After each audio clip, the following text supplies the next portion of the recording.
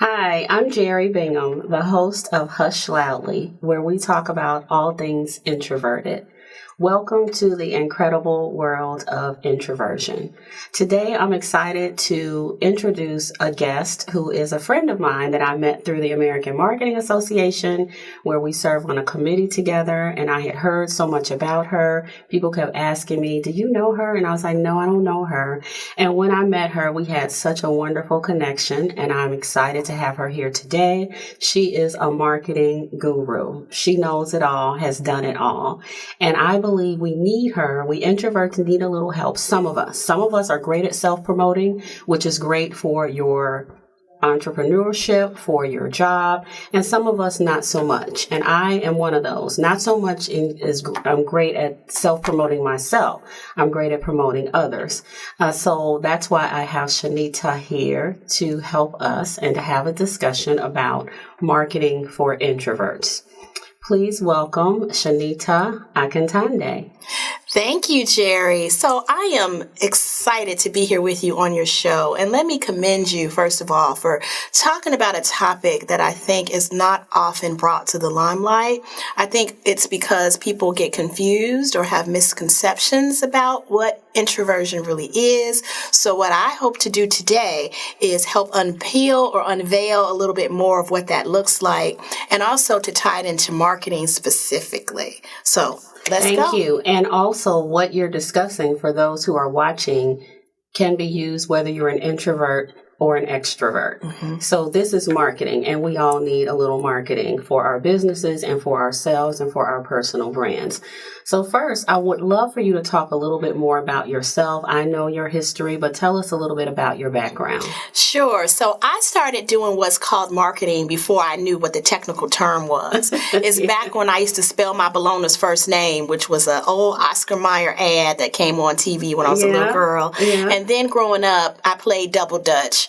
Who didn't in this Black community, Black girls? That's what we did. Yes. And when I was jumping rope with my friends, we would sing what were called jingles, except I didn't know that they were called jingles. I didn't know what a jingle was. It was just us, standing, as we said, not peeling the potatoes or digging potatoes. You remember they say, don't dig the potatoes, girl. So you stand there. And before I would jump in the rope, we would sing these songs.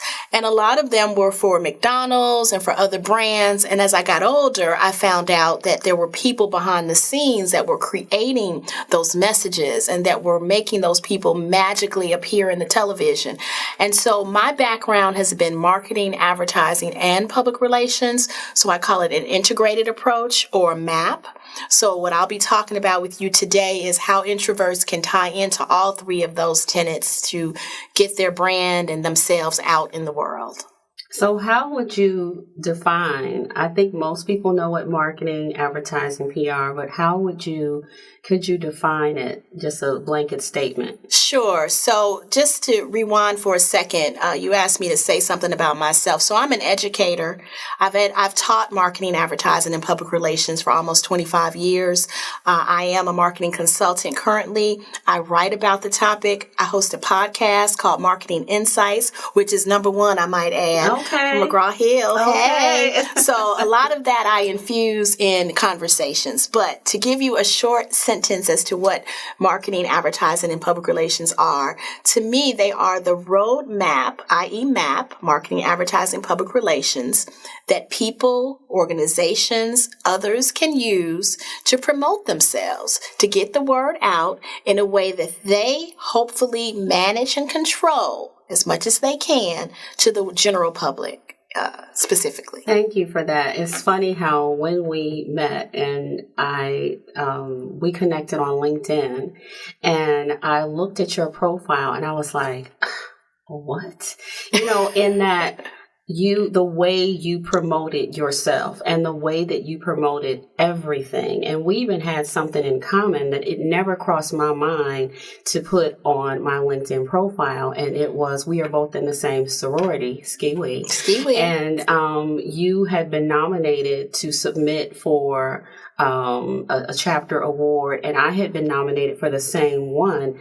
It never crossed my mind to put it on my LinkedIn profile, but you were smart enough to do that. And all of that just helps show how well-rounded you are to someone who is seeking you for employment or seeking you for consulting or what. So, you definitely have that eye. And so that's obviously what we're here to talk about today. So what do you think? I think that introverts and extroverts, it doesn't matter.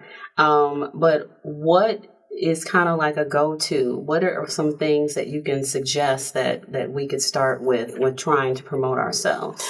Well, let me start by saying you look beautiful, Soror, by the way. I just want to point that out. Does she look good? Yeah, we're shining brightly like diamonds on the podcast.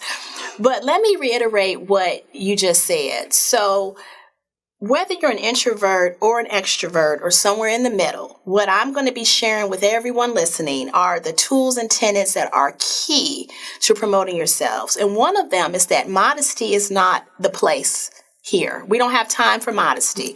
This is where you share, you show up, you show out. You give those things that, as Jeri is saying, may not have even occurred to you that you should include on your LinkedIn profile. But anytime you're nominated for an award, you receive an award, you get a certification, you get something that is commendable in your field of expertise. That is the type of thing that you post on your social media accounts. But to quickly tie this into introversion, the beautiful thing about platforms like LinkedIn, Twitter, Instagram, is that they are the perfect vessels for introverts in particular to utilize that space in ways that may be more amenable to their spirit, their personalities, because you can do that without having to have any outward-facing personal one-on-one interaction or personal interactions with larger groups, which I know for some introverts can be a bit daunting. Let me just say this as well. Not all introverts, and Jeri's going to talk about this perhaps a little more, have a problem conversing with large groups, even conversing in personal settings, right? Let's be clear. But you need to go back, rewind, recharge, and come back out. And so social media is just one way in which you're able to connect with people that can be a little less daunting, I think, particularly for introverts. Thank you. So this is why I love you, because you get us. And that's kind of what I talk about. Like, people will tell me I'm not an introvert because I'm out here speaking, and I'm like, yes, I am an introvert. Mm-hmm. And I wonder, obviously that's back tied to the stigmas and the stereotypes, which are inaccurate for most of us, that we are hermits and we don't like people and we can't speak publicly. We can't hold a conversation. And so that is part of why I'm here, hosting this show to educate. But I wonder, you made me think about you as a professor. So one day you even introduced me to a young lady, and I don't know if we ever talked about me being an introvert or not, but I think you just felt my spirit and you connected me. You just wanted me. You were like, I just want you to talk to her, or you told her to come talk to me. And so it made me, have a lot of respect for you, because I said, she's one of those professors that gets it. And so when you're in your classroom, half of your class is introverted, half your class is extroverted. How do you treat them fairly? How is there an even playing field? Because in many classrooms, of course, class participation is important. But if people have nothing to say, or if people just are talking with no substance, you have to be able to decipher. And I'm sure as a professor, So I wonder, how was that teaching for all of those years, and knowing that you have to see different people and you have to understand people are different?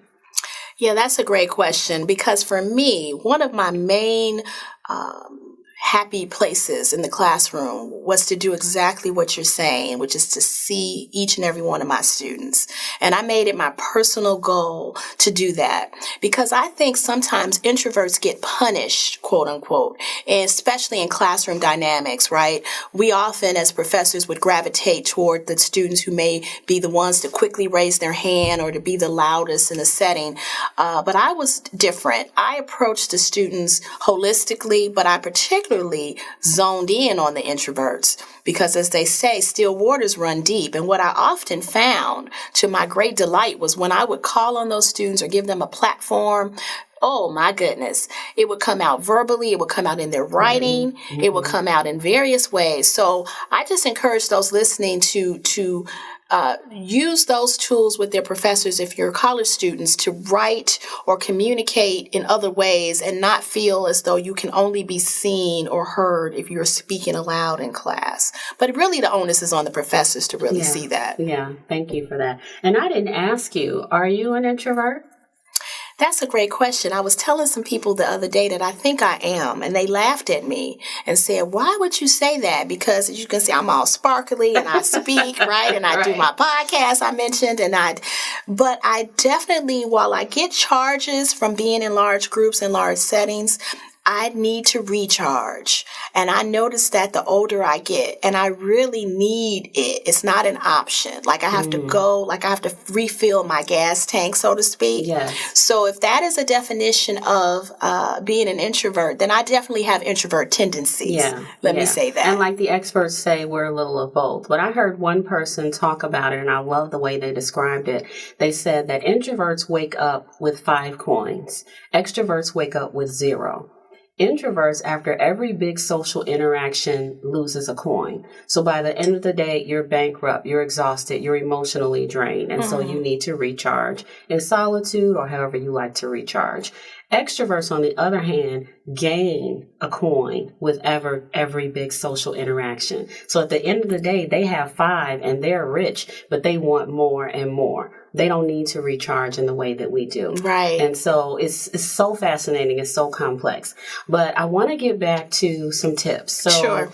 I'd love to hear any tips for a person or for a company. I think more so a person. So as an introvert, and maybe one who may not be as talkative or as out there as we may be, but for someone who may be a little quieter, are there some things that they can do? You already mentioned one great thing, LinkedIn. That is a way to shine.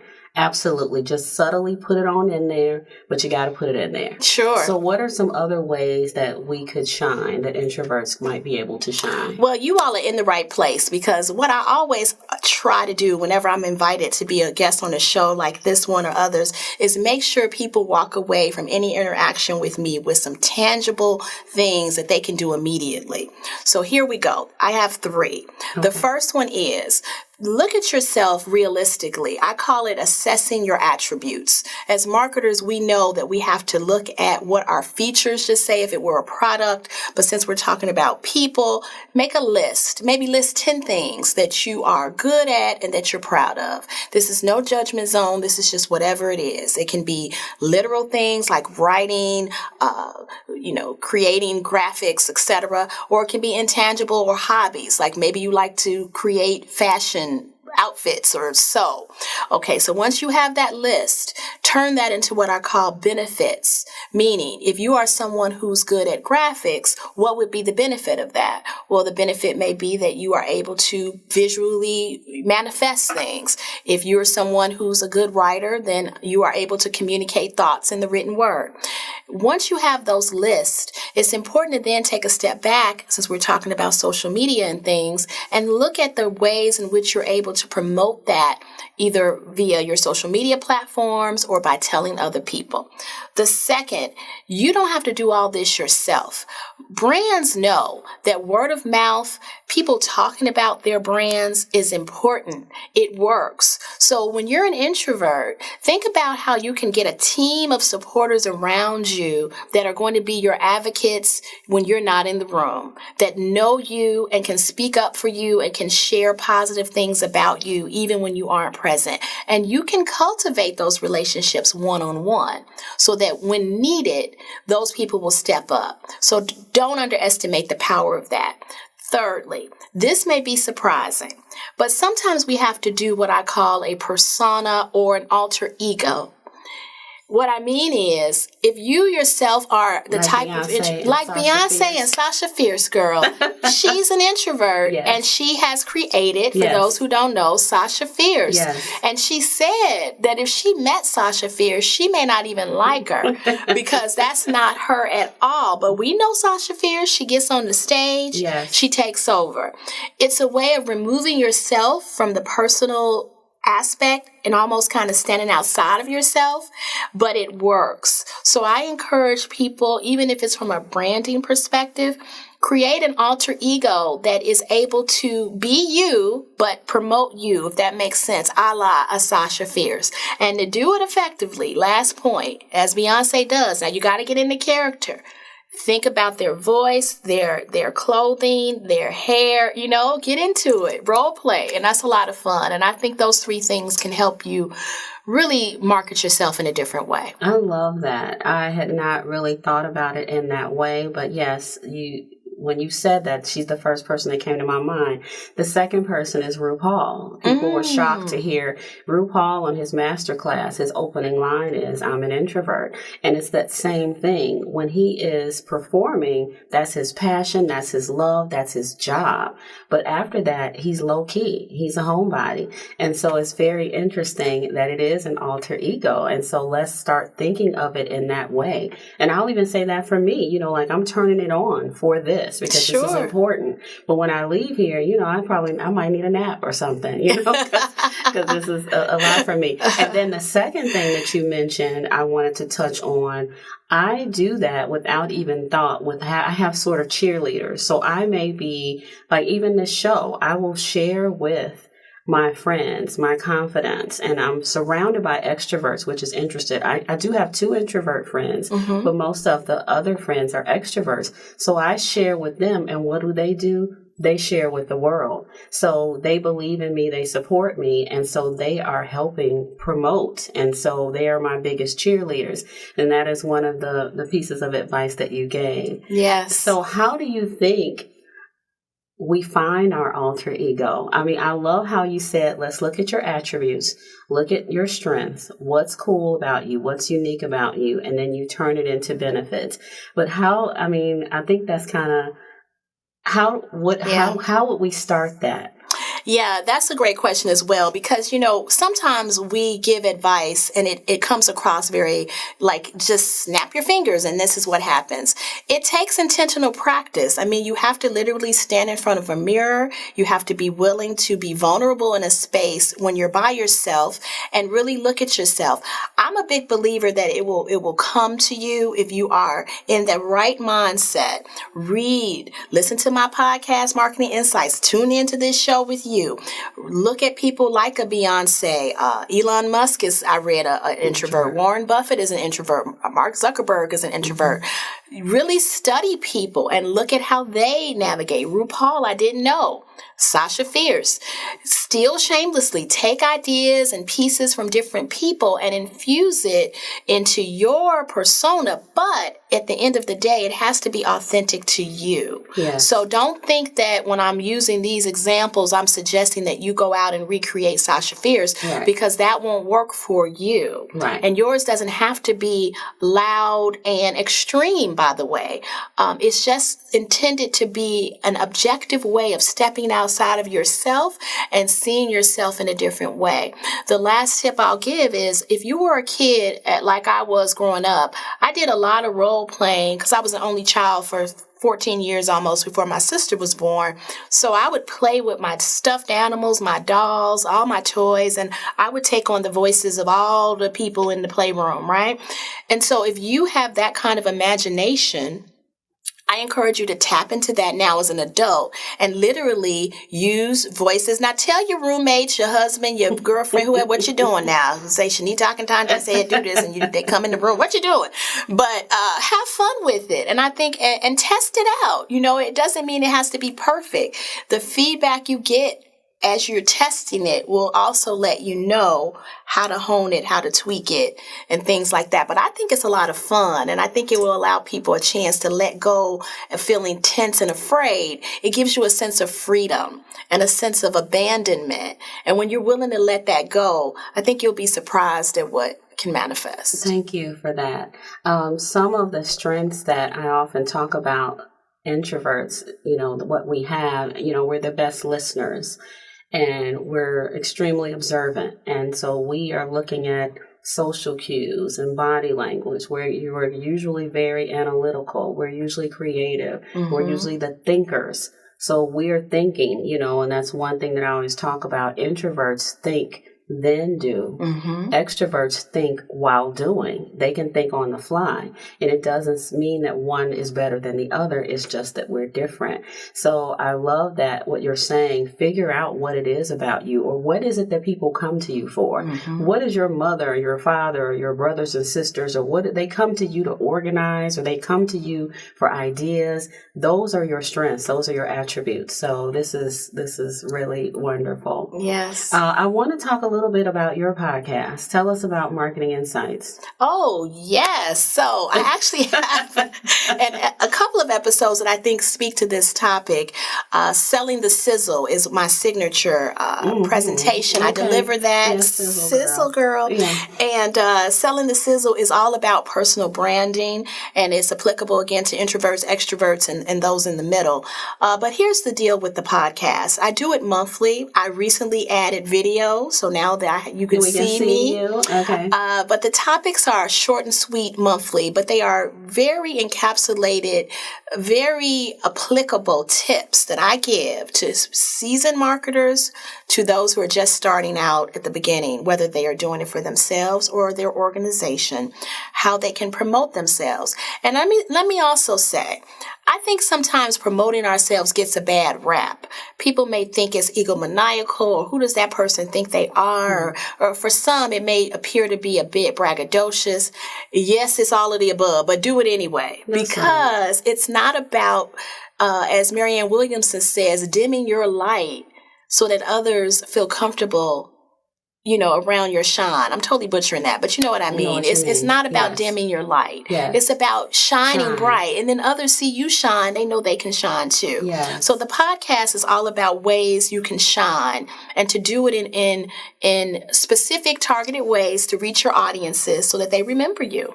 Thank you. Now tell us how we can find your podcast, how we can find you. People want to follow you, know all about you. So tell us all of that. Oh, so you can find me at my website, ShanitaSpeaks.com. So SHANITA speaks.com. The podcast is called Marketing Insights. It's hosted by McGraw-Hill. So you can type in Marketing Insights, McGraw-Hill, Shanita Akintonde, Marketing Insights. You can type in Shanita, which is my branding name, and I will come up. And you can reach out to me on LinkedIn as well. I'm on LinkedIn as Professor Shanita Akintonde, and I will send you the link to the podcast and all the other things that I write about and speak about and all of that. So thank you. Thank you so much, Professor, for being a guest on Hush Loudly. It's been such a pleasure to have you in the studio. Thank you for your tips. I'm sure we've all learned something from this today. Thank you. Thank you. Bye, everybody.